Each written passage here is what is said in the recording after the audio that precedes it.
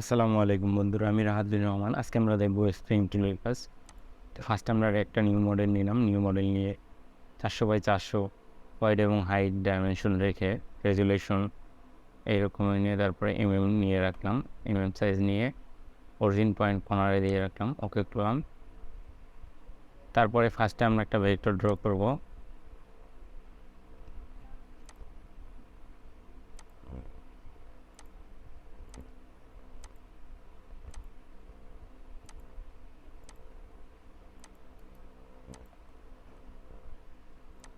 তো vector draw করার পরে স্প্রিং তুলে নিলাম। এখানে স্প্রিং তুলে যাওয়ার সাথে সাথে এটা সিলেক্ট নিয়ে নিয়েছে যে স্টার্ট পয়েন্ট থেকে কিন্তু এইটার আপনার ডিজাইনটা শুরু হয়েছে।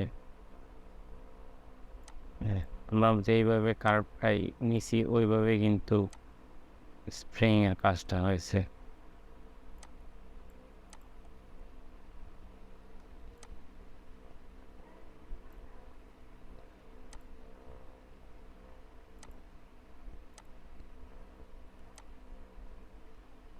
সুন্দরভাবে, কত সুন্দরভাবে জিনিসটা হলো। পয়েন্ট দেখো, আমরা এখন পয়েন্ট দেখা দেখবো। তো একটা নিলাম, নন এডিটিং মুড করলাম, ক্রস করে দিলাম।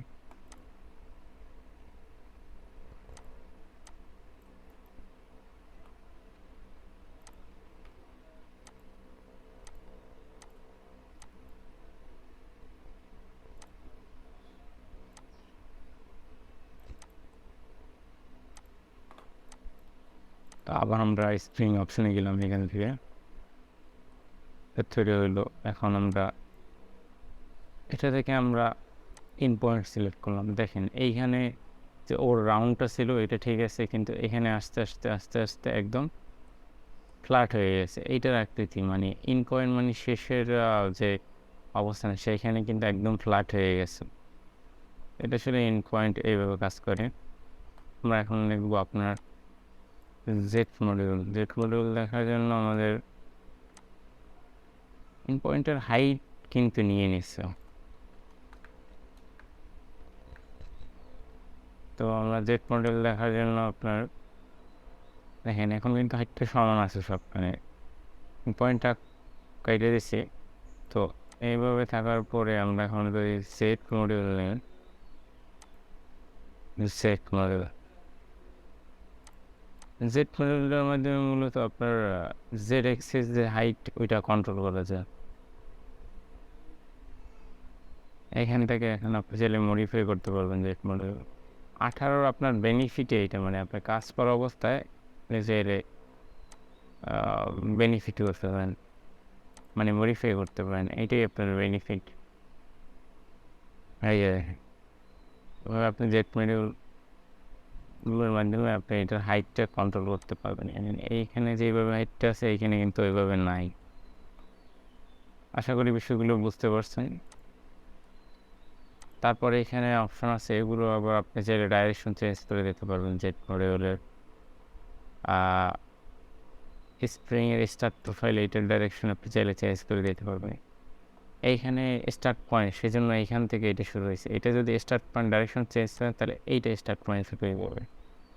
তখন এই জায়গা থেকে আপনার 3Dটা ক্রিয়েট হবে।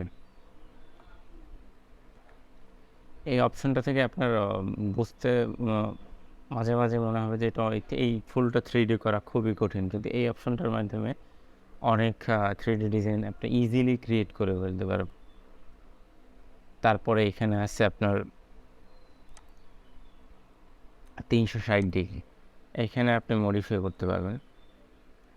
আমি মডিফাই করছি, ক্লকওয়াইজ দেওয়া আছে। ক্লকওয়াইজ মানে ঘড়ির মতো, ঘড়ি যেমন 360 ডিগ্রি ওইভাবে এখানে আমি 180 ডিগ্রি দিলাম। 180 দিলে এইভাবে আসে। 100, 200 দিলাম। 200 দিলে এইভাবে আসে। এইভাবে আপনি চাইলে কাজ করতে পারেন। 45 ডিগ্রি অ্যাঙ্গেল দিলে এইভাবে আসে। আর এইখানে অপশন আছে আপনার add, subtract, merge high, merge low, replace. এগুলো তো এর আগের ভিডিওতে আমরা অলরেডি দেখাই ফেলাইছি। তারপর যদি আপনার আগের ভিডিওগুলো না দেখে থাকেন, সেক্ষেত্রে আমাদের আই বাটন অপশন দেওয়া আছে, সেখান থেকে আপনি আগের ভিডিওগুলো দেখতে পারবেন। মানে 3Dর অপশনগুলো এইভাবেই সাজানো আটকামের।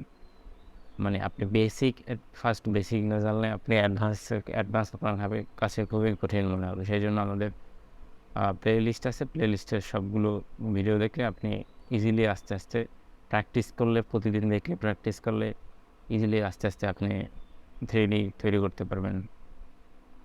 তো আজকে এই পর্যন্তই, ধন্যবাদ।